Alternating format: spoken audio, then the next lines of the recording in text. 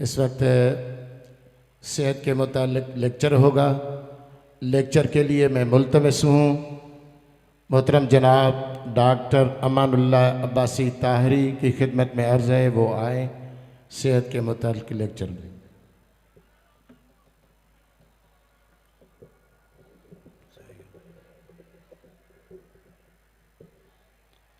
औज़ु बिल्लाहि मिनश शैतानिर रजीम बिस्मिल्लाहिर रहमानिर रहीम नहमदहू नुसल्ली अला रसूलिहिल करीम। मेरे प्यारे दोस्तों, बुज़ुर्गों, छोटे बच्चों, मेरी प्यारी बहनें, मेरी बेटियां, मेरी बुज़ुर्ग माएँ, सबको मेरी तरफ़ से अस्सलाम वालेकुम। प्यारे दोस्तों और प्यारी बहनों, मैं जो आपको चीज़ें बताता हूँ, हर साल अल्हम्दुलिल्लाह सेहत के बारे में हम बात करते हैं। हमेशा मैंने शुरुआत की है कि इंसान दो चीज़ों की कॉम्बिनेशन है, दो चीज़ें बन के इंसान बनाती हैं। एक उसकी नफ्सानियत यानी फ़िज़ीक, दूसरा उसकी रूहानियत, और इन दोनों का आपस में इंटरलिंक है। एक चीज़ ख़राब होगी, ऑटोमेटिकली दूसरे पे असर ज़रूर पड़ेगा। मैं आपको गुजारिश ये रखूँगा कि आपकी जो फ़िज़ीक है यानी जो नफ्सानियत है, जो आपके बॉडी के पार्ट्स हैं, यहाँ से हम शुरू करते हैं। जैसे आपका सर है, आपका गर्दन है, आपके चेस्ट है, टांगें हैं, हर एक चीज़ की हिफाजत है। हमेशा मैं पार्ट पार्ट करके डिस्कस करता हूँ, मगर आज मैं चाहूँगा थोड़ा सा इसको थोड़ा डिफरेंट कर लेते हैं। देखिए, आप जब भी कोई भी किसी ओपीडी में जाएंगे, जिसको हम जनरल ओपीडी कहते हैं या मेडिकल ओपीडी कहते हैं, तो 100 में से 80% मरीज़ वो होते हैं जिनका ताल्लुक गैस्ट्रोइंटेस्टाइनल ट्रैक्ट से यानी हाजमे की बीमारियों से होता है ज़्यादातर। और उन हाजमे की बीमारियां जो हैं, जो लोग आपके पास आते हैं ओपीडी में हाजमे के मसले लेके, उनके अंदर क्या मसाइल होते हैं जो कॉमन मसले हैं पेट के। कोई कहता है कि भूख नहीं लगती, पेट फूला रहता है, मैदे में जलन है, मोशन है या कब्ज़ है, कॉन्स्टिपेशन है, तो ये सारी चीज़ें होती हैं अमूमन। अब सवाल ये है कि ये आखिर गैस्ट्रोइंटेस्टाइनल डिजीज़ होती क्यों हैं आजकल दुनिया के अंदर। अभी भी एक बात हो रही थी, हमारे यूके के साहब आपको एक चीज़ बता रहे थे, मेंटल हेल्थ, और मैं इसको थोड़ा आगे ले जाऊं। मेंटल हेल्थ, मेंटल यानी दिमाग का 100% डायरेक्ट असर आपके गैस्ट्रोइंटेस्टाइनल ट्रैक्ट यानी मैदे, आंतें, खाने की नलकी, आपके माउथ, इवन लार्ज इंटेस्टाइन, हर एक पार्ट पे उसका असर होता है। इसका मतलब ये हुआ कि जो आपका गैस्ट्रोइंटेस्टाइनल ट्रैक्ट है उसका कनेक्शन दिमाग के साथ है। अगर हमारा दिमाग ठीक होगा तो ऑटोमेटिकली हमारा गैस्ट्रोइंटेस्टाइनल ट्रैक्ट भी ठीक होगा। अब यहाँ से हम शुरुआत करते हैं कि दिमाग कैसे आपके गैस्ट्रोइंटेस्टाइनल ट्रैक्ट पे असर करता है। हमारे यहाँ क्या देखा गया है कि अमूमन लोग, मैं शुरुआत करता हूँ नींद से, स्लीप, आप जिसको निंड चवंदा पाण। अॼुकल्ह छा ॾिठो वियो आहे त माण्हू अमूमन राति जो कोई 2 बजे, 3 बजे, 4 बजे इन वक्त माण्हू सुम्हनि था। बहुत देर से लोग सोते हैं।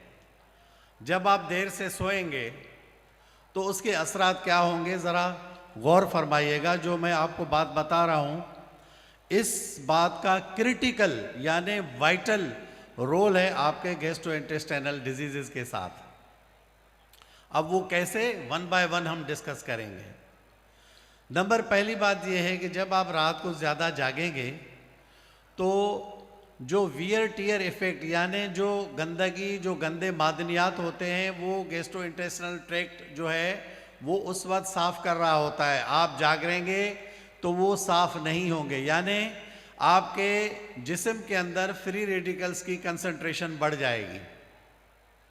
नंबर 1। नंबर 2, जब आप जाग रहे ही होंगे तो जाहिर है कुछ ना कुछ खाते ही रहेंगे, तो आपके गैस्ट्रोइंटेस्टाइनल ट्रैक्ट की जो एक्टिविटी है, जो मोटिलिटी है, जो उसके अंदर प्रोसेसेस वो कंटिन्यू रहेंगे, उनको रेस्ट नहीं मिलेगा।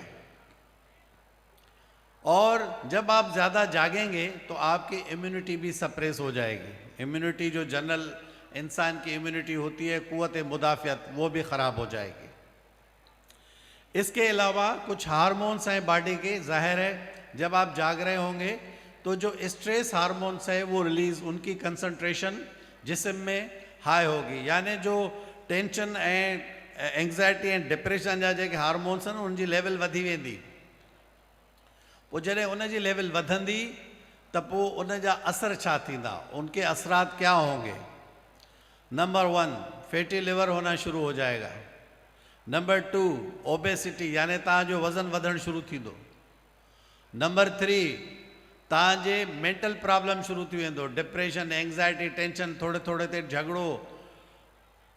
नतीजो छा थींदो, नतीजो तव्हांजो इहो ई निकिरंदो त तव्हांजी हिकिड़ी हरी भरी सुठी ज़िंदगी जेकी आहे उहा ख़राबु थींदी, हेल्थ जे मामले में बि ऐं तव्हांजे जनरल जेकी पब्लिक सां डीलिंग आहे, पंहिंजे घर वारनि सां डीलिंग आहे, उन में बि प्रॉब्लम थींदो।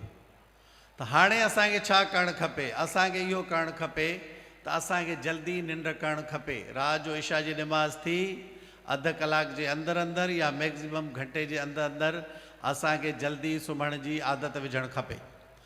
ऐं मुंहिंजा दोस्तो, तव्हां यादि रखो त जेकॾहिं तव्हांजी जेकी स्लीप आहे इन जूं 4 मेन साइकिल हूंदियूं आहिनि, जेकॾहिं उहे पूरियूं न थींदियूं, स्लीप तव्हांजी यानी निंड डिस्टर्ब थींदी त उहो तव्हांजे जिस्म ते नेगेटिव असरात विझंदी। हाणे हिते तव्हांखे हिकिड़ो मां तव्हांखे अर्ज़ु रखां थो त रूहानियत जो इन ते कहिड़ो असरु थिए थो। हिकिड़ो माण्हू जेको ज़िक्र अज़कार करे थो, जेको अल्लाह रब्बुल इज़्ज़त खे हर वक़्तु यादि करे थो, त उन सां अल्लाह रब्बुल इज़्ज़त जी गैबी मदद अचे थी। ऐं उन गैबी मदद जे बुनियाद ते उनखे जल्दी जीअं बेड ते वेंदो, अल्लाह जी क़ुदरत सां उनखे जल्दी निंड बि अची वेंदी। हिकिड़ो माण्हू जेको राति जो देरि सां जाॻंदो, अल्लाह जो ज़िक्र उनखे यादि ई न हूंदो, त लाज़मी उनजो नेगेटिव असरु जिस्म ते ज़रूरु थींदो। इन खां अलावा तव्हांजे नफ़्स ते कंट्रोल बि तॾहिं मुमकिन आहे। अमूमन माण्हू तव्हां ॾिठो हूंदो त माण्हू जॾहिं बि डाइट खाईंदा आहिनि त उन्हनि खे ख़्यालु कोन हूंदो आहे पंहिंजी डाइट, यानी खाधे जो को ख़्यालु न हूंदो आहे। माण्हू हिकु जाइ ते 2, ॿिनि जी जाइ ते 3, 3 जी जाइ ते 4 मानियूं खाई वञनि। तमामु घणी जेकी शइ अवेलेबल हुजे उहो कोन सोचनि त हीअ हेल्दी डाइट बि आहे या न आहे। यानी ॿियो जेको कॉम्पोनेंट आहे तव्हांजे घट जो, यानी हेल्थ जो, हिकिड़ी मां स्लीप तव्हांखे ॿुधाई, हाणे ॿियो नंबर ते असां डिस्कस कंदासीं त तव्हांजी डाइट हुजे छा। सुबुह जो नाश्तो अमूमन माण्हू अॼुकल्ह ॾिठो इहो वियो आहे त नाश्तो माण्हू तो 10, 11, 12 बजे कनि। इहो नाश्ते जो टाइम न आहे, इहो लंच जो टाइम आहे। तव्हांखे नाश्तो 7 या मैक्सिमम 8 खां अॻु में करिणो आहे। ऐं उन वक़्तु तव्हां पंहिंजे जिस्मानियत जे हिसाब सां, छो त तव्हांजी जेके कैलरी रिक्वायरमेंट आहे अमूमन एवरेज उहो डिपेंड करे थी डिफरेंट माण्हुनि जे उन जे वेट ते, उन जे हाइट ते। अमूमन 2000 खां 4000 कैलरीज़ तव्हांखे खपनि। उन जी जॻह ते असां हज़ारनि जूं हज़ार कैलरियूं खाऊं था। ऐं जॾहिं असां एतिरियूं कैलरीज़ खाए वठंदासीं त उहे असांखे जेके जिस्म में इस्तेमालु थियणियूं हूंदियूं उहो त थींदी रुगो 2000 खां 4000 बक़ाए कैलरी तव्हांजे चर्बी जी सूरत में डिपॉज़िट थींदी। को फ़ाइदो कोन्हे। इन जो आउं हिकिड़ो सिंपल मिसाल इहो ॾींदो आहियां त हिकिड़ो गिलास पाणी जो तव्हां भरियो था ऐं जेकॾहिं तव्हां उन में पाणी वेंदव विझंदा, जॾहिं गिलास भरिजी वेंदो त उहो पाणी हेठि वहणु शुरू थींदो। साॻे नमूने सां इंसानु जॾहिं वधीक खाईंदो त जेकी रिक्वायरमेंट पूरी थींदी उन खां पोइ पूरो जिस्म थुल्हो थियणु शुरू थींदो। ऐं जॾहिं इंसानु थुल्हो थिए त थुल्हे थियण जूं केतिरा मसइला आहिनि। थुल्हे थियण सां यानी जेको मोटो थींदो उन सां छा छा थी सघे थो। दिलि जूं बीमारियूं थींदियूं, ब्लड प्रेशर थींदो, इस्कीमिक हार्ट डिज़ीज़ थींदी, स्ट्रोक यानी फालिज थी सघे थो, ऑस्टियोआर्थराइटिस यानी मतिलबु गोॾनि जूं जेके जोड़नि जूं बीमारियूं आहिनि उहे थी सघनि थियूं। उन खां अलावा तव्हांजो निंड में मसइलो थिए थो, जंहिंखे असां स्लीप एपनिया सिंड्रोम चऊं था। अॻिते हली उहो प्रॉब्लम थींदो, वेठे वेठे उहो निंड कंदो, काई हुनजी लाइफ न रहंदी। सिर्फ़ु इन जे करे तो वो पंहिंजी डाइट जो को एहतियात कोन थो करे। मंझंदि जे टाइम ते, राति जे देर जे टाइम ते डाइट लंच तव्हांजी 1 बजे खां अॻु में या मैक्सिमम 2 खां अॻु में हुजणु खपे। ऐं राति जो जेको डिनर आहे उहो तव्हांजो मैक्सिमम 8 बजे, मैक्सिमम 8 बजे खां अॻु में तव्हांखे ख़तमु करणु खपे। ऐं इशा जी निमाज़ खां फ़ौरन तव्हांखे सुम्हणु खपे। तो ऐं हर डाइट में हमेशह यादि रखिजो बैलेंस डाइट जो हुजणु ज़रूरी आहे। बैलेंस डाइट जो मतिलबु उहा डाइट जंहिंमें प्रोटीन्स बि हुजनि, फैट बि हुजे ऐं कार्बोहाइड्रेट बि हुजे ऐं मिनरल्स विटामिन्स बि हुजनि। असांजे अमूमन मुआशरे में हिकिड़ी ॻाल्हि तव्हांखे मां अर्ज़ु रखां त माण्हू सालाद जी काई इम्पॉर्टेंस नथा सम्झनि। हर खाधे में सालाद जो इस्तेमालु हुजणु तमामु ज़रूरी आहे। ऐं तव्हांजो खाधो ईअं खाओ जॾहिं तव्हांजो याने 2 हिसा जेकॾहिं भरिजनि त तव्हांजो 3 हिसो टोटली ख़ाली हुजे। ऐं रज के या जम के खाओ, डट के खाओ, इहो मामिलो न हुजे। जेकॾहिं इहो हूंदो त तव्हांजे पेट जूं बीमारियूं जनम वठंदियूं, तव्हांजी थोल जनम वठंदी, तव्हांखे शुगर थियण जा हाईली लाइकली चांसिस आहिनि, डिप्रेशन, एंग्ज़ाइटी, टेंशन अलॻि थींदो। ऐं ॿियो मां तव्हांखे अर्ज़ु रखां त खाधे सां गॾोगॾु पाणी जो वाफ़र मिक़दार में इस्तेमालु इंतिहाई ज़रूरी आहे। ऐं पाणी अमूमन ज़ाहिर आहे मिनरल वाटर त जिथे किथे अवेलेबल न आहे। तव्हांजे लाइ सिंपल इहो आहे त तव्हां घर में पाणी खे पचायो, उनखे काढ़ियो, जॾहिं उहो टहिकी वञे त उनखे थधो करे रखो ऐं उनखे इस्तेमालु कयो। कॾहिं बि कचो पाणी इस्तेमालु न करणु खपे। खीर तव्हांखे पीअणो हुजे त खीर खे बि काढ़े पीअणो आहे, उनजी कोशिशि करे थरी लाहिणी आहे। जेको डायबिटिक पेशेंट आहे या कंहिंखे ब्लड प्रेशर जो मसइलो आहे त उहो थरी लाहे पीए। जेको अंडरवेट आहे, जंहिंखे ज़रूरत आहे त उहो थरी समेत बि पी सघे थो।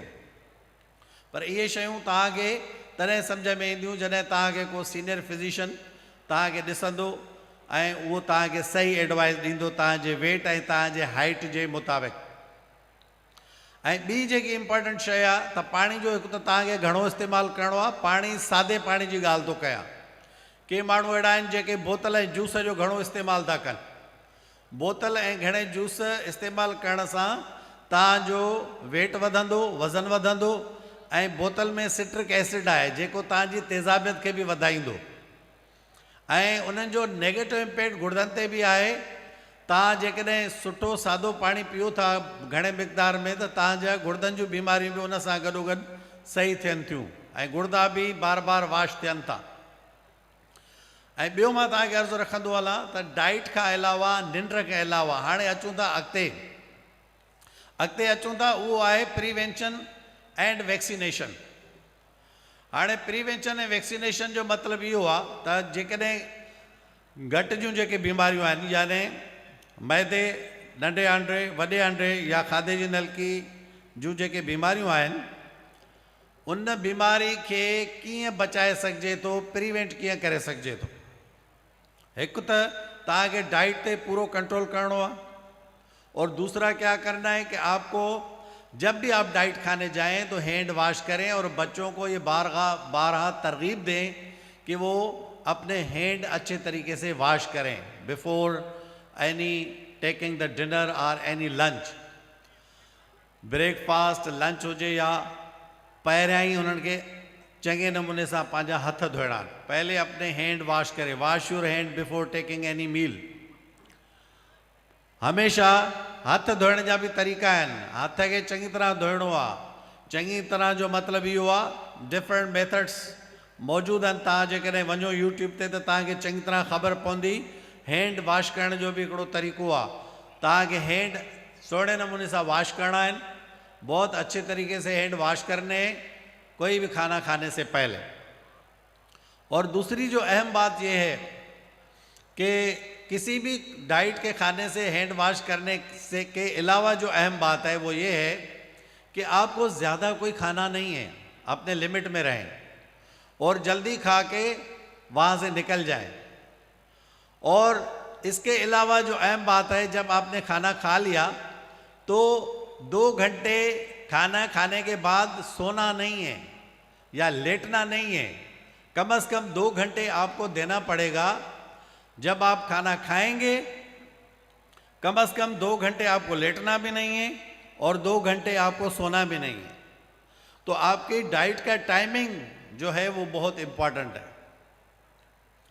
इसके अलावा अहम बात प्रिवेंशन में जब मैं आ जाऊं तो पानी का भी मैंने आपको बता दिया, हैंड वॉश करके आपको खाना है, ये भी मैंने आपको समझा दिया। और हर वक्त मीठा नहीं खाना है, मीठा सिर्फ टेस्ट की हद तक आप खाएं। ज़्यादातर आप फ्रूट इस्तेमाल करें, फ्रूट जो भी मौसमी फ्रूट अवेलेबल हो, जैसे केले हैं आपके, मौसमियाँ हैं, कीनू हैं, डिफरेंट जो भी फ्रूट्स अवेलेबल हो उसका इस्तेमाल करें। सस्ते फ्रूट भी मिल जाते हैं, ऐसी कोई बात नहीं है कि फ्रूट महंगे हैं। सलाद वाफर मिकदार में आप इस्तेमाल करें, पानी वाफर मिकदार में आप इस्तेमाल करें। अब इसके अलावा जो अहम बात है, ये तो थी जनरल आप प्रिवेंटिव मेजर्स। अब एक अहम बात मैं आपको समझाऊं। एक वैक्सीनेशन का जो शेड्यूल है, अमूमन लोग वैक्सीनेशन से डरते हैं। आजकल तो गवर्नमेंट ने शुरू से ही वैक्सीनेशन का एक प्रोग्राम बनाया हुआ है। ईपीआई प्रोग्राम अवेलेबल है, पीपीआई के थ्रू आपके पास दर दर बल्कि घर घर भी समझे वो हो सकता है। आपके यहाँ कंडियारों के अंदर जो हॉस्पिटल मौजूद है उसके अंदर भी वैक्सीनेशन प्रोग्राम मौजूद है। अब सवाल ये है कि लोगों को एजुकेट कौन करेगा कि वो जाएं खुद और वहाँ पे अपना नाम रजिस्टर कराएं और वैक्सीन कराएं। बच्चे जैसे पैदा होते हैं, बर्थ वैक्सीनेशंस भी अवेलेबल है। अब ये आप पे डिपेंड करता है कि आप वहाँ कैसे जाते हैं, तव्हां हुते कीअं वञो था ऐं वञो बि था या नथा वञो। इते हिकिड़ी पॉइंट आउं तव्हांखे अर्ज़ु कंदुसि त तव्हां हिक ॿिए खे सपोर्ट कयो, हिक ॿिए खे सम्झायो, हिक ॿिए खे तालीम ॾियो त उहे हिक ॿिए खे इनकरेज कनि त उहे वैक्सीनेशन जे लाइ जेको तव्हांजो क़रीबी सेंटर आहे उते वञनि ऐं सॼे ॿारनि खे ऐं वॾनि खे वैक्सीन कराइनि।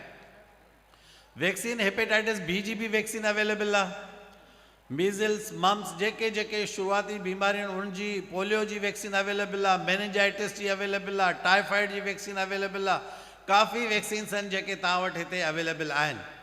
सो उहे तव्हांखे वैक्सीन हिक ॿिए खे इनकरेज करिणो पवंदो त उहे वैक्सीन लॻाराइनि।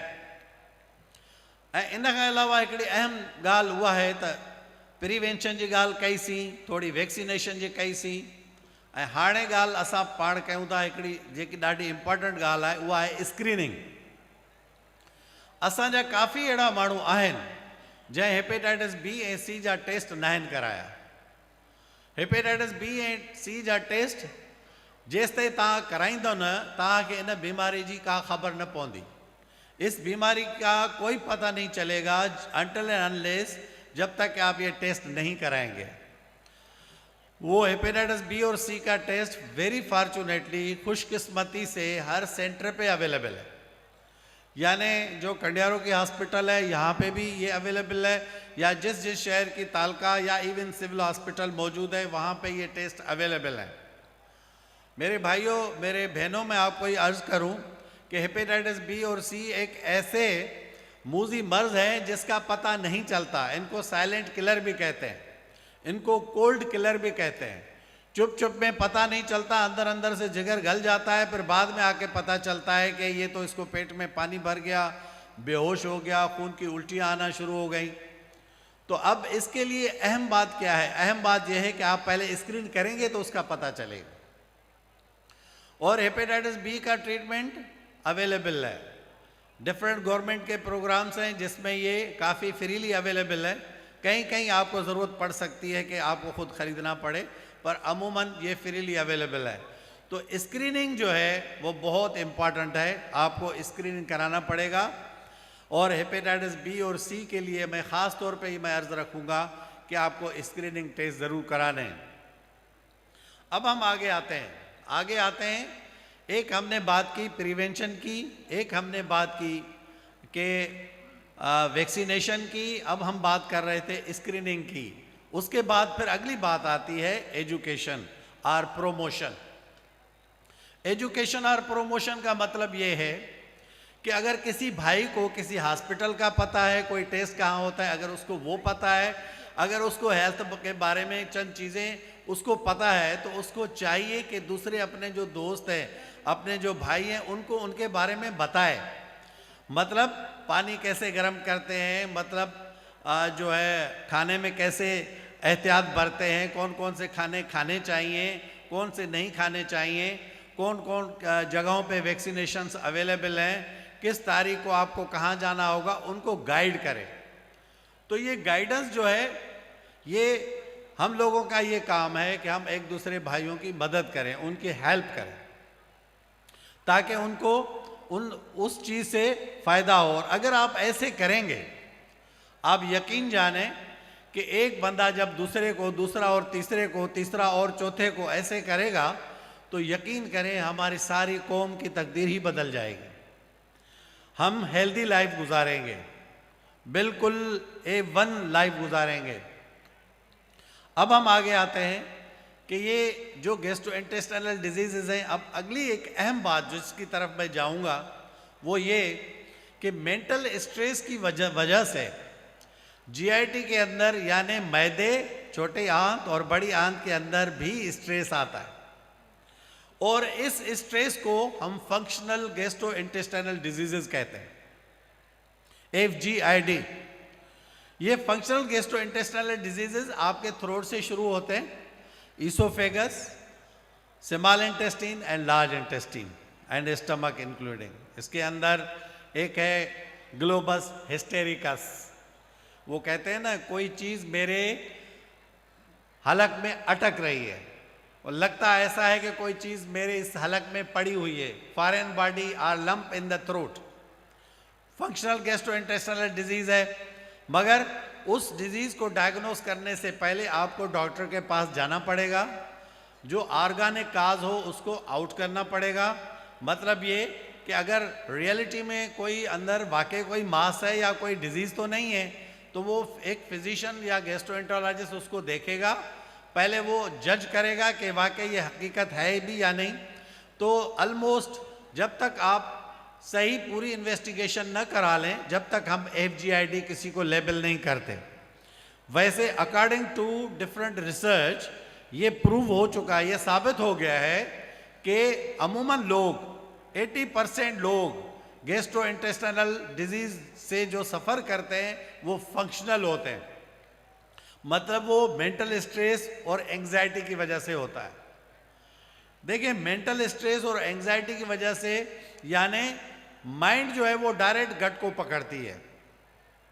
इसके अलावा पेट का फूलना, जिसको हम डिस्पेप्सिया कहते हैं, भारीपन होना, उल्टी का होना, नाजिएटिंग यानी उल्टी की तरह फील होना, कब्ज़ का होना।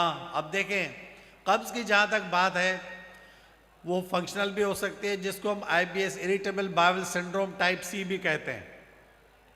अब ये सारी डिजीज़ जो हम अभी डिस्कस कर रहे हैं, जैसे रिमिनेशन सिंड्रोम है, जैसे IBS है, ये सारी डिजीज़ जो हैं ये मेंटल हेल्थ से कनेक्शन में है। तो आपका कहते हैं ना कि जी खुश तो जहान खुश, मतलब अगर आपका माइंड खुश होगा तो आपका गट भी उसके साथ खुश होगा। तो अब सवाल अगला इम्पॉर्टेंट ये है कि ये मेंटल स्ट्रेस कैसे कम हो। सब पब्लिक के लिए मेरा ये मैसेज है कि अगर आप जल्दी बेड पे सोएंगे, यकीन जानें जब स्ट्रेस हार्मोन्स की लेवल कम होगी, आपका मूड चेंजेस आएंगी। जो एंगर आपके अंदर आ जाता है, जो गुस्सा आपके अंदर आ जाता है, वो गुस्सा सारा काम डाउन हो जाएगा, कम हो जाएगा। और इसमें एडिशन, अब यहीं पे फिर मैं बात करूंगा कि यहाँ पे सीधा लिंक है आपकी रूहानियत का, आपके ज़िक्र अज़कार का। अगर आप ज़िक्र करते हैं और अल्लाह की याद में आप हर वक्त मशगूल है दिलो दिल में, और आपका जो करंट है वो अल्लाह रब्बुल इज़्ज़त से जुड़ा हुआ है, तो आप यकीन जानें कि आपका मेंटल स्ट्रेस लेवल भी कम होगा, आपके अंदर सकूनियत आ जाएगी, गुस्सा वगैरह ख़त्म हो जाएगा। और दूसरी अहम बात मैं आपको बताऊं, इंसान जब गुस्सा करता है, एड्रेनलिन नॉरएड्रेनलिन लेवल इंसान की हाई होती है। ये ऐसे स्ट्रेस हार्मोन है जिसम में जो आपके उस स्ट्रेस या एंग्जाइटी की वजह से इनकी लेवल बढ़ जाती है। जब ये बढ़ती है तो फिर दो चीज़ें होती हैं, डू और डाई, भागो या कुछ करो। तो अब इसकी लेवल को कंट्रोल करने के लिए रूहानी तरीका यही है कि आप जिक्र अज़कार करें, अल्लाह के याद में अपने आप को जोड़ें। जब आप ये चीज़ करेंगे और ये आप अपनी हैबिट बना लेंगे तो आप यकीन जाने 99.9% बीमारियों से आपको रिलीफ मिलेगा। और याद रखिएगा, ये जो आप खाने पे हम जैसे खाते हैं, टूट पड़ते हैं, तो खाने के ज़्यादा खाने की जो मेंटलिटी हमारी बन जाती है वो भी कंट्रोल होती है इसी रूहानियत से। तो इसका मतलब ये, अब अगर रूहानियत अच्छी है तो आप नफ्स पे कंट्रोल आराम से कर सकते हैं। अगर आपकी ये चीज़ मजबूत नहीं होगी तो नफ्स पे कंट्रोल थोड़ा सा मुश्किल हो जाएगा। तो नफ्स पे कंट्रोल करने के लिए भी रूहानियत आपकी ज़रूरी है। और इसमें चंद मिसालें हल्की हल्की मैं ऐसे दे दूं। ये जो आप 5 वक्त नमाज पढ़ते हैं, हर वक्त आप 5 वक्त एक दिन में आप अपने हैंड वॉश करते हैं, फेस वॉश करते हैं, आपको पता है कि इस करने से आपकी कई हज़ार बीमारियां ख़त्म होती हैं। तो नमाज अल्लाह रब्बुल इज़्ज़त ने इबादत ज़रूर रखी है, मगर फ़ायदा फिर भी इंसान का कर दिया कि 5 वक्त इंसान अपने आप को साफ रखेगा, तो फ़ायदा फिर वही इंसान का हुआ। अब रोज़े की मैं बात करूं, जो रोज़े रखते हैं, अब रोज़ों में एक्चुअल होता क्या है? जब आप सारा दिन भूखे प्यासे होते हैं तो आपकी बॉडी को, आपके गट को, आपके जिस्म के हर हिस्से को रेस्ट मिलता है। जब कहीं रेस्ट मिलता है तो आपका जिस्म का जो जिस्म में जो वियर और टीयर इफेक्ट्स हैं वो इम्प्रूव होते हैं, रिपेयरेशन शुरू हो जाती है। जो चीज़ आपकी अधूरी होती है वो कंप्लीट हो जाती है, और जहाँ जहाँ टीयर्स होते हैं वो हील अप हो जाते हैं, और आपकी इम्यूनिटी बढ़ जाती है, और आपके इंटरफेरेंस लेवल जो है बॉडी में, नेचुरल किलर सेल्स यानी इम्यूनिटी इतनी बूस्ट हो जाती है, और कई हज़ार बीमारियां इस रोज़े की बरकत की वजह से आपकी ख़त्म होती हैं। अब इस रोज़े में अहम बात यह है कि जो शुगर के मरीज़ होंगे, या जो जिगर के मरीज़ होंगे, या जो गुर्दे के मरीज़ होंगे, उन सबको कनेक्ट करना पड़ेगा अपने डॉक्टर के साथ, उनकी एडवाइस के साथ वो रोज़ा रखेंगे।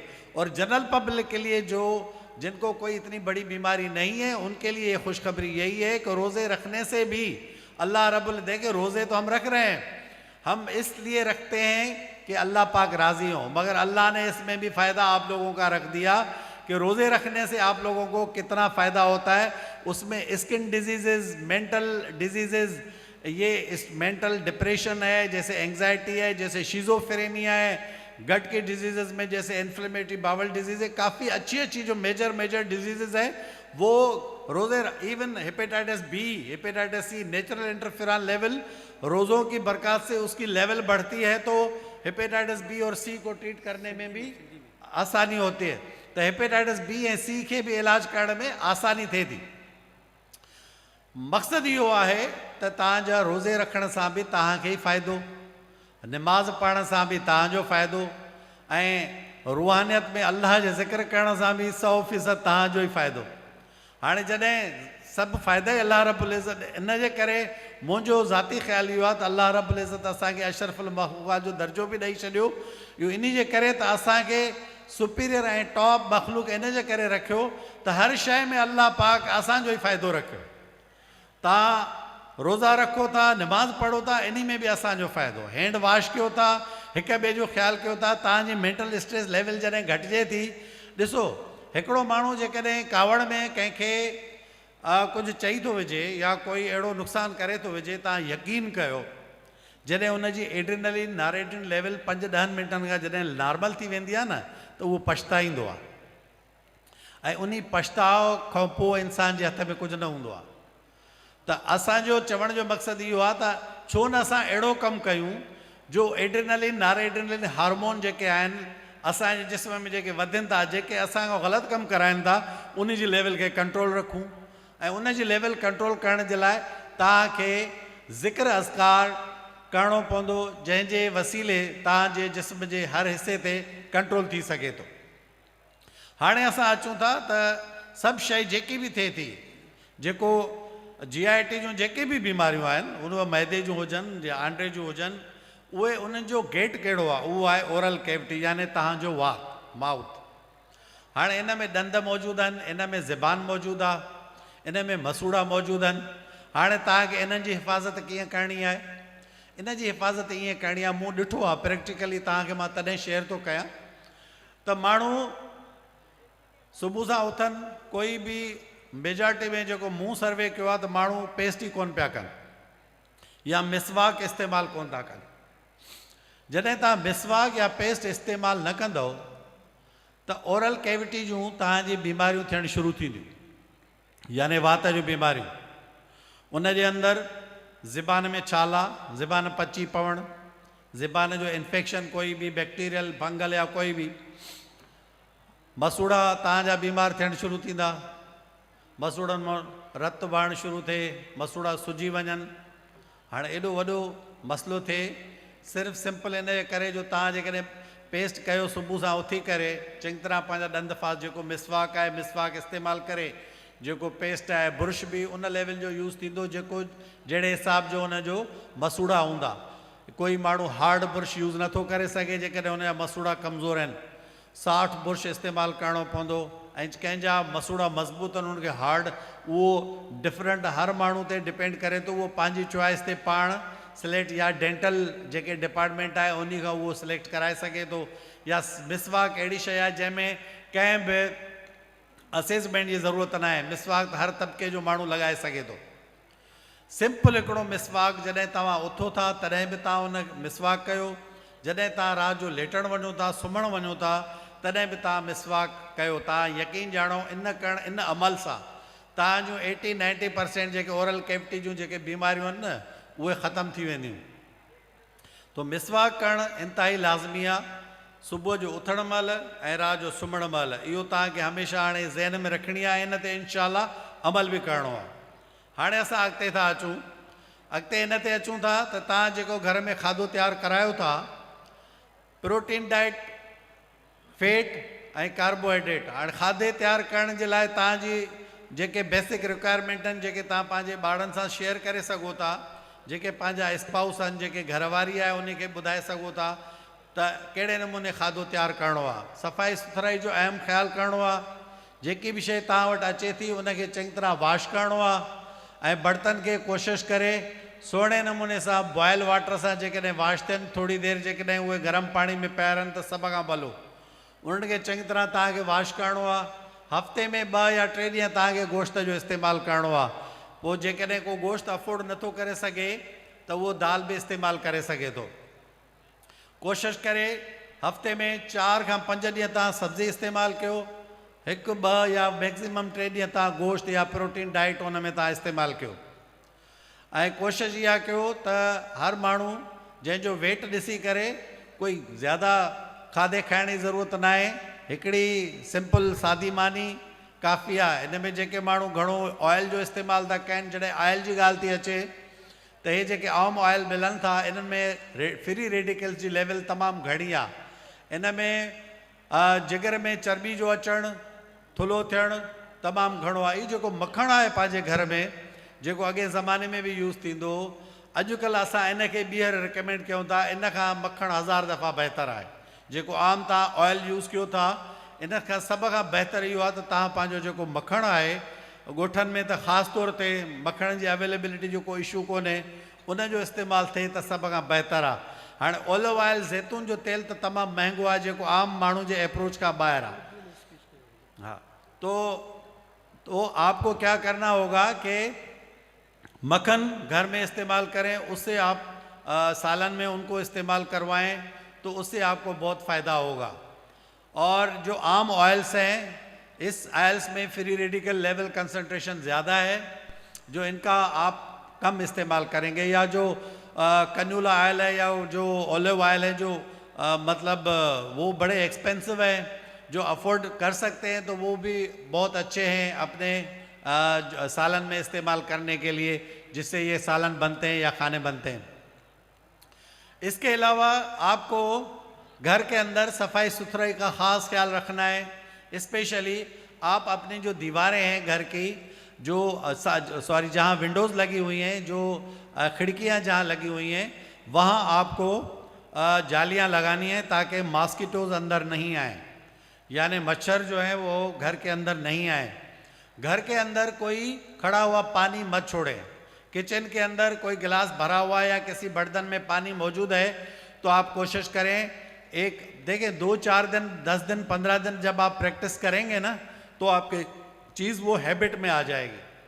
तो आप क्या करेंगे कि सारे बर्तन साफ सफाई सुथराई के साथ किचन को अच्छे तरीके से क्लीन करवाएं। बाहर आपके सहन में कोई खड़ा हुआ पानी नहीं होना चाहिए। अगर आपका घर में कोई गार्डन है तो आपको विंडोज़ की श्योरिटी करनी है कि विंडो से मॉस्किटो अंदर नहीं आए, क्योंकि गार्डन में अमूमन मॉस्किटोज होते हैं, मच्छर होते हैं। तो खिड़कियां आपको अच्छे तरीके से, दरवाजे आपको अच्छे तरीके से बंद करने हैं ताकि मच्छर अंदर ना आए, और जो मच्छर मार दवाई है अंदर वो उसका इस्तेमाल करें। किनको अस्थमा या एलर्जी होती है उनका आप ख्याल रखिएगा। बाकी घर में आप बेश वगैरह इस्तेमाल करवाएं अच्छे तरीके से। और पानी पे ध्यान दें कि साफ़ सुथरा पानी हो, बॉयल करके घर वालों को पानी पिलाएं और वही घर वालों को आप हैबिट डाल दें। और सब घर वालों को ये एडवाइस करें कि वो सब स्क्रीनिंग टेस्ट अपने कराएं। जो वैक्सीनेटेड नहीं है उन सबको आप वैक्सीन कराएं, और वैक्सीन कराने के लिए उनको तालीम भी दें कि उनको इनकरेज भी करें, क्योंकि लोग अमूमन वैक्सीन करवाने से भी डरते हैं। ये चीज़ें हमने नोट की हैं। और लोग कहते हैं कि ये हम इंजेक्शन लगाएंगे तो हमें बुखार आएगा। तो कभी थोड़ा बहुत बुखार किसी वैक्सीन लगाने से हो सकता है, मगर उसका ये हरगिज़ मतलब नहीं है कि उस बुखार के नतीजे में आप उस वैक्सीन से ही भाग जाएं। तो ये बिल्कुल गलत है। आपको वैक्सीन जो है वो प्रॉपरली करानी पड़ेगी, और एक दूसरे को ये तनबीह करनी पड़ेगी बार बार कि अपना ज़िंदगी का लाइफ स्टाइल चेंज करें। अगली जो अहम मैं बात करने वाला हूँ वो ये है कि इंसान थका हारा आता है, रात को जल्दी सो जाता है। कोई एक्सरसाइज प्रोग्राम नहीं है हमारा, कोई वॉकिंग प्रोग्राम नहीं है हमारा। देखें, जो हमारी रिकमेंडेशन है, एक नॉर्मल वेट वाला बंदा हो जिसका नॉर्मल वेट है ऑलमोस्ट 72 और 74 kg, ये नॉर्मल वेट है मेल्स में। फीमेल में लगभग 55 to 60 kg है। तो जब ये वेट, इस वेट वाले बंदों के लिए ये एडवाइस है कि या तो वो 30 minutes daily, 30 minute daily walk करें, डेली फ्रॉम 1 to 7 days, पूरा 30 मिनट। और वॉक जो हम मेडिकल में रिकमेंड करते हैं वो हम कहते हैं कि 120 कदम 1 मिनट में होने चाहिए। अब 120 कदम 1 मिनट के अंदर एकदम से इंसान शायद नहीं कर पाए, उसको थोड़ी प्रैक्टिस की ज़रूरत होती है। तो इनिशियली आप आहिस्ता आहिस्ता पहले 80 करेंगे, 90, 100, फिर आप 120 पे आ ही जाएंगे। इसको हम ब्रिस्क वॉक कहते हैं। तो ये यकीन जाने, अगर आप ये वॉक करते हैं डेली 30 मिनट आप अपनी ज़िंदगी के निकालते हैं, सुबह को करें, दोपहर को करें, शाम को करें, रात को करें, कोई टाइमिंग नहीं। अब यहाँ पे भी बंदे ये पूछते हैं कि सर वो सुबह को कर लें, दोपहर को कर लें या रात को कर लें। ओ भाई, कोई भी टाइम मिले कर लें, नो इशू। वो कुछ कहते हैं खाने से पहले कर लें, बाद में कर लें, इसका भी कोई इशू नहीं है। तो आप पहले कर लें, बाद में कर लें, सुबह में कर लें, दोपहर में कर लें, शाम में कर लें। कम से कम 30 मिनट की वॉक आपकी होनी चाहिए डेली। अगर आप कहते हैं कि नहीं मैं हफ्ते में कोई एक दिन रेस्ट ही कर लूँ, तो फिर 45 मिनट्स 5 टाइम्स अ वीक, यानी हफ्ते में 5 दिन आप 45 मिनट फिर आप वॉक करेंगे। वो बंदे जो नॉर्मल वेट रखते हैं और जिनका वेट ज़्यादा है, जो 80 किलो का है, 90 किलो का है, जिनका वेट ज़्यादा है तो उनको ज़्यादा वॉक करनी पड़ेगी। ज़्यादा वॉक का मतलब जो वॉक है उसे डबल ट्रिपल, तो उसको आपको बढ़ाना पड़ेगा। वो जितनी आप वॉक बढ़ाएंगे अगले 2, 3 या 6 महीने के अंदर अंदर आहिस्ता आहिस्ता, और डाइट पे भी प्लस कंट्रोल रखेंगे। ऐसा नहीं है कि यहाँ पे एक बंदा वॉक करके आ गया, एक 1.5 घंटा भी लगा के आया, 2 घंटे भी लगा के आया, आके खाने पे टूट पड़ा, एक के बजाय 10 रोटियां खा गया, 4 रोटियां खा गया, कोई फ़ायदा नहीं होगा फिर वॉक का। तो आपको डाइट को भी फुल कंट्रोल करना है, यानी एक्सेस डाइट की ज़रूरत ही नहीं है। जब आपकी कैलोरीज रिक्वायरमेंट पूरी हो गई तो फिर आपको ज़्यादा खाने की क्या ज़रूरत है। एक बंदे की रिक्वायरमेंट ही 2000 से 4000 कैलोरीज के दरमियान में है, क्या ज़रूरत है आप 10-10 हज़ार 15-15 हज़ार कैलोरीज खा रहे हैं, कोई ज़रूरत नहीं है इसकी। और इसकी कोई तरगीब भी नहीं दे रहा है आपको, वो अपना आपका नफ्स है जो खिला रहा है। तो उस नफ्स को आप कंट्रोल करें। देखें, खाने के मामले में नफ्स को कंट्रोल करना इतना आसान नहीं है। मैं सिर्फ ये बात कर रहा हूँ, उस पर वाकई भी कंट्रोल करना आसान नहीं है। मैं समझता हूँ इस बात को तहे दिल से। मगर अगर आपकी ज़िक्र अज़कार दिल में है, अल्लाह के याद दिल में है और नफ्स पे पूरा कंट्रोल करने की प्रैक्टिस है, तो आप यकीन जाने आप भाग जाएंगे उसे। आप कोशिश करें कि एक जो दस्तरखान लगता है इतना बड़ा, वहाँ सारे लोग इकट्ठे होते हैं, आप कोशिश करें एक रोटी कोई हल्की सी लेके साइड हो जाए। जितना देखेंगे आपको और अर्ज होगी कि और खाया जाए, और खाया जाए, और खाया जाए। तो ये खाने पे कंट्रोल नहीं करेंगे तो उसका नतीजा इंतहाई ख़राब निकलेगा। वेट बढ़ जाएगा, जोड़ों की बीमारियां, शुगर की बीमारियां, मैदे की बीमारियां, कब्ज़ की बीमारियां, मोशन की बीमारियां, इतनी सारी बीमारियां पंगे में लेने की ज़रूरत क्या है। अगर आप अपने आप को कंट्रोल में रखेंगे तो सारी चीज़ें आसान हो जाएंगी। और ये कंट्रोल इसके लिए आपको प्रैक्टिस की ज़रूरत है। तो आज ये बात क्लियर हो गई कि वॉक, हमें जो नॉर्मल वेट वाला है उसको 30 मिनट की वॉक की ज़रूरत है डेली, या वो 45 मिनट यानी 45 मिनट 5 टाइम्स अ वीक, हफ्ते में 5 मरतबा, यानी 2 दिन की छुट्टी मिल जाएगी उसमें, सैटरडे एंड संडे। तो उसको डेली वॉक करने की, सिर्फ खुद को नहीं, अपने जो उसके भाई हैं, उनकी सिस्टर्स हैं, घर में जो भी मौजूद है, इवन बच्चों को भी ये तरकीब अभी से देना आप शुरू करेंगे ना कि बेटा वॉक की अहमियत अगर आप बच्चों को सिखलाएंगे, उनको समझाएंगे, उनको बताएंगे कि बेटा वॉक करने के क्या फ़ायदे हैं।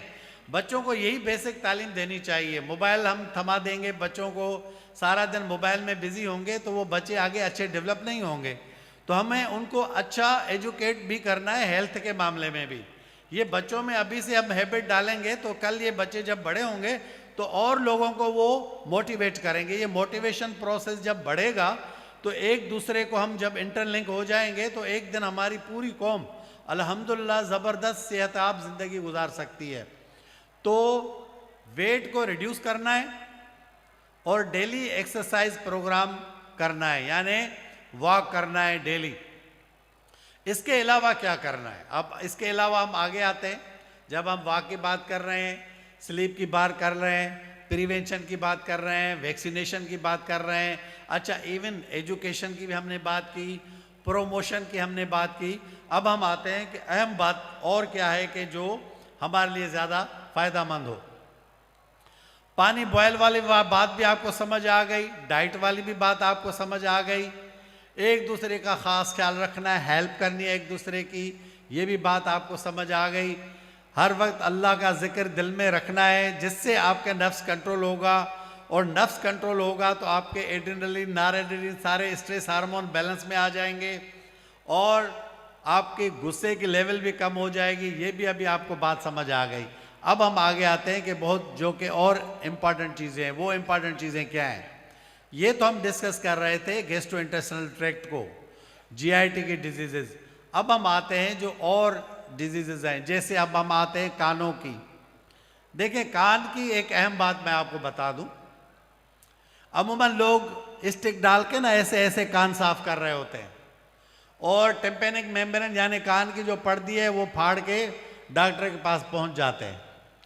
देखिए, कान एक बहुत सेंसिटिव चीज़ है। कान में कोई भी लकड़ी डाल के साफ करना बिल्कुल भी अच्छी हैबिट नहीं है।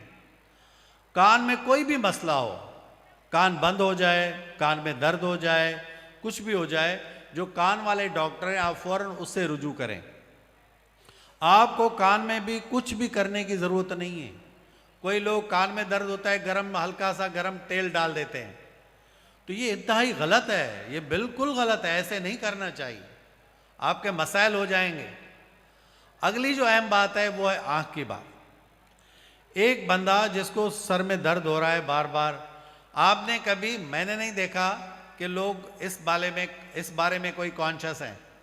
जब वो ओल्ड एज होते हैं, 50-60 की एज की उम्र में, फिर जाते हैं कि मेरी आँख की बीनाई थोड़ी कम है, डॉक्टर के पास गया तो अब लेंस डलेगा। ओ भाई, ये तो आपको शुरू से ही अपनी आँखों का हर कम से कम और नहीं तो 5-5 साल में चेकअप कराना लाजमी है। अब किसी को किसी चश्मे की ज़रूरत है, वो हर वक्त सर का दर्द लेके घूमता फिरता है, तो आँख के मामले में आपको डॉक्टर के पास जाना चाहिए और आपके आँखों की विजन यानी जो नज़र है वो चेक करानी चाहिए। तो आँखें, और दूसरी अहम बात, अगर आप मुंह अपना सही साफ रखेंगे, धोते रहेंगे, तो आँखों के बीमारियों से बचेंगे। अभी मैंने आपको पता है, अब आँखों की बहुत सारी बीमारियाँ हमारे मुआशरे में मौजूद हैं, जैसे वायरल इन्फेक्शन है आँख का, बैक्टीरियल इन्फेक्शन है, एलर्जी आँख को मसल के और तेज़ी से जो है उनको ख़ारिश करते हैं आँख में। आँख को तेज़ी से कभी भी ख़ारिश नहीं करनी चाहिए। हल्का सा आप ऐसे हाथ लगा दें काफ़ी है, और ज़्यादा ज़ोर लगा के रगड़ने की ज़रूरत नहीं है।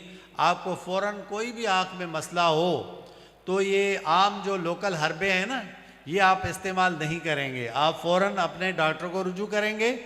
और अहम जो बात है वो आप हर वक्त अपना फेस वॉश करें सादे साबुन के साथ, वही काफ़ी है, उससे भी आपके आँखों की बीमारियाँ बची रहेंगी। और नाक की अब हम बात करते हैं। देखिए नाक, कुछ लोग ऐसे हैं जो नाक को सही तरीके से साफ़ नहीं करते। ये 5 वक्त जो आप वज़ू करते हैं ना, तो इसमें आप नाक में भी पानी डालते हैं, आपको पता है अच्छे तरीके से। तो अल्लाह रब्बुल इज़्ज़त को कितना एक हमारी यानी मखलूक के लिए अल्लाह रब्बुल इज़्ज़त ने क्या क्या आसानियाँ पैदा नहीं की। नाक में अगर नाक आपका गंदा रहे तो उसमें अंदर इन्फेक्शन होता है, उसके अंदर पोलिप्स हो जाते हैं, उसके अंदर रानाइटिस यानी वायरल की, बैक्टीरियल या फंगल इन्फेक्शन हो सकते हैं नाक के। नाक बंद हो जाएगी, नाक खुल जाएगी, नाक से कभी खून भी आ सकता है। तो नाक की हिफाजत करना, नाक को अच्छे तरीके से हल्का सा पानी लगा के साफ़ करना इंतहाई ज़रूरी है। बेड टाइम पे भी आप देखें इशा की नमाज पढ़ते हैं, इसलिए तो हम कहते हैं कि आधे घंटे के बाद ही सो जाए, तो उसमें आपका नाक भी अच्छे तरीके से साफ़ हो चुका होता है। तो नाक का भी आपको ख़ास ख्याल रखना है। उसके बाद हम आते हैं गले की। अमूमन आपने देखा होगा लोगों को यहाँ गिठलियाँ होती हैं कभी कभी। चल लोग ये कहते हैं कि जाएं किसी फ़लाँ आदमी के पास, वो इसको तोड़ देगा।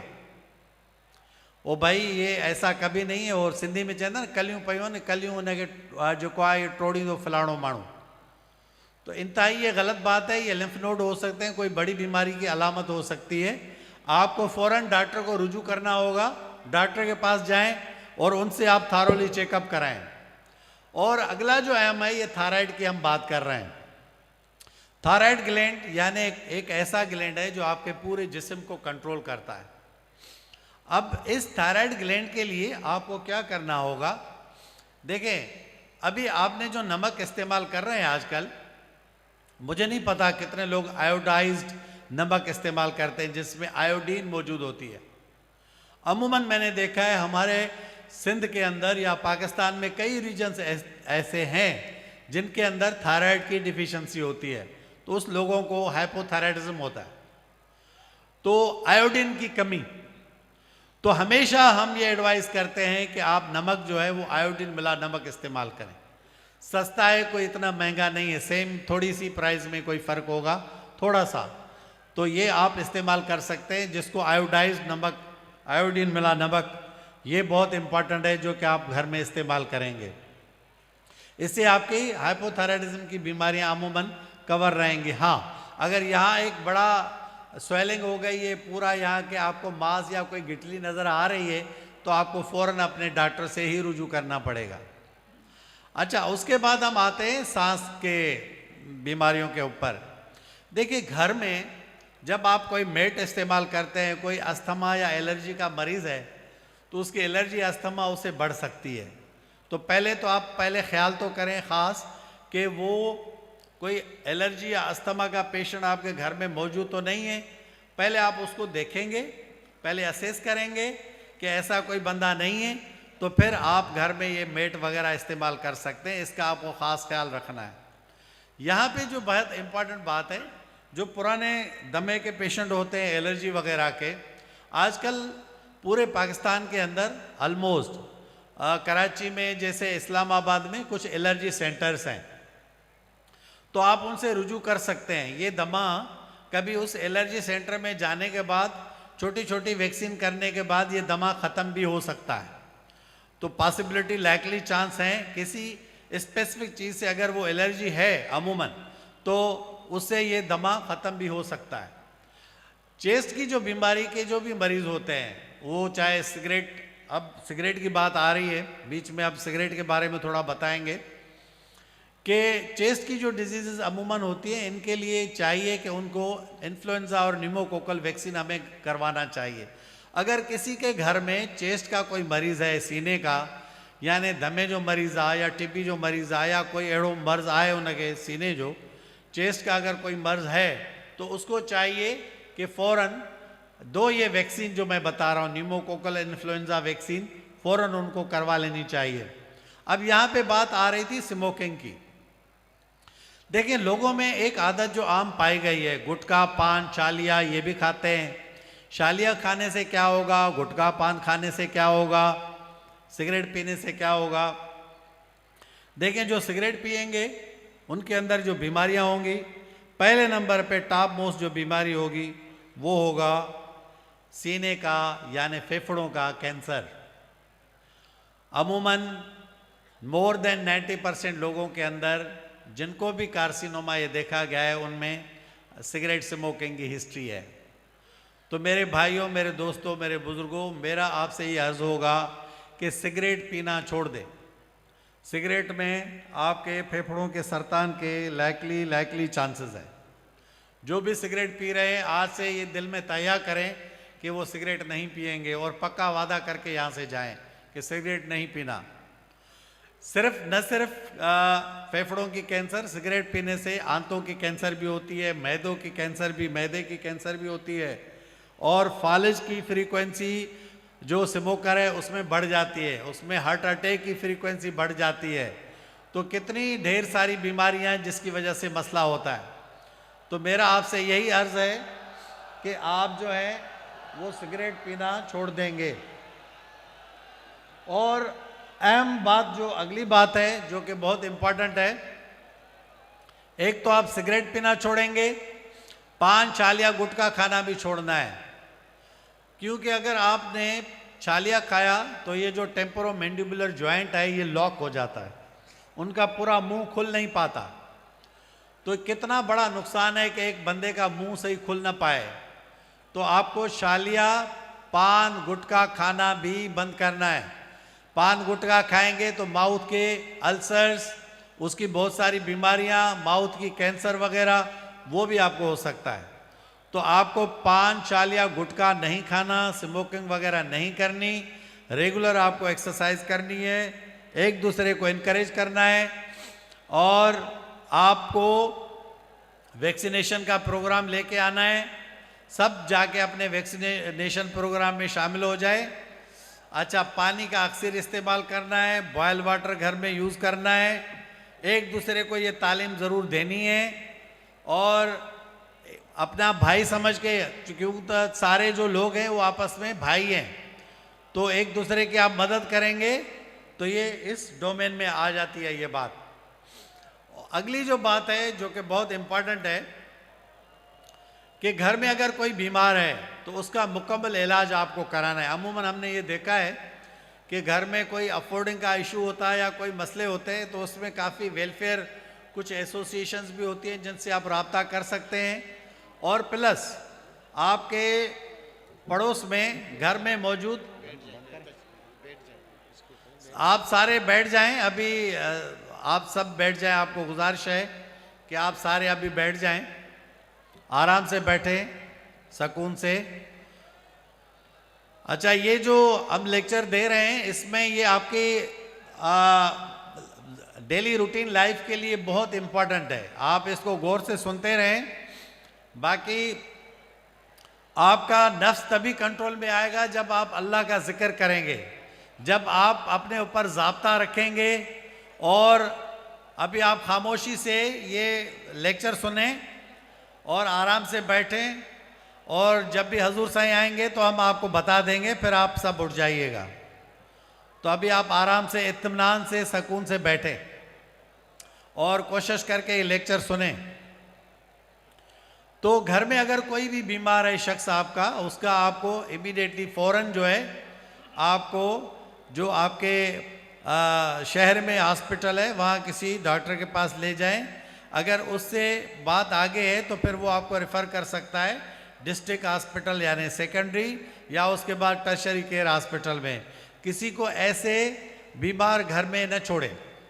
अगर घर में किसी को आप बीमार छोड़ देंगे तो उसकी बीमारी फिर स्प्रेड भी होगी घर में। अगर एक टीबी का मरीज़ घर में है, उसका आपने सही इलाज नहीं कराया तो उसका भी मसला हो सकता है कि दूसरे भी उसे सफ़र करें। अच्छा, अब आते हैं अहम बात ये, और आपको क्या करना चाहिए। एक इंसान जो किसी भी बीमारी में मुब्तला है या उसके घर में कोई भी बीमार इंसान है, तो जो घर में बीमार है कोई, तो उसकी मदद करनी है। उसको फ़ौरन किसी हॉस्पिटल में या किसी टर्शरी केयर हॉस्पिटल तक रसाई करवाना है।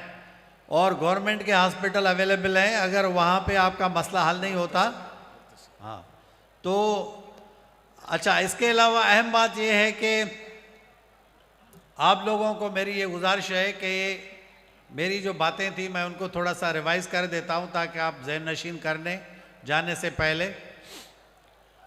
पहली बात यह है कि आपको जल्दी सोना है। दूसरी बात यह है कि आपको एक्सरसाइज करनी है डेली, 30 मिनट की वॉक करनी है।